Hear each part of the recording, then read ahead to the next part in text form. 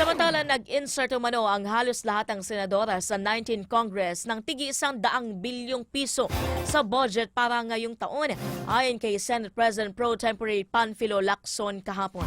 Ito ang alegasyon ni Lacson sa isang interview at sinabing nakita niya ang mismong dokumento ng budget pero hindi ang mga mambabatas na sangkot dito. Anya, hindi pa siya nakakakita ng ganito kalalaking insertion sa budget. Hindi pa rin ito tapos dahil Senado pa lamang ang sakop ng nasabing dayaan.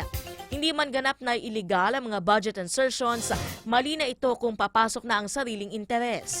Dagdag pa ni Lacson, kahina-hinala na rin umano ito kung pumapalo ng 5 hanggang 9 na bilyong piso ang mayroon ang bawat senador.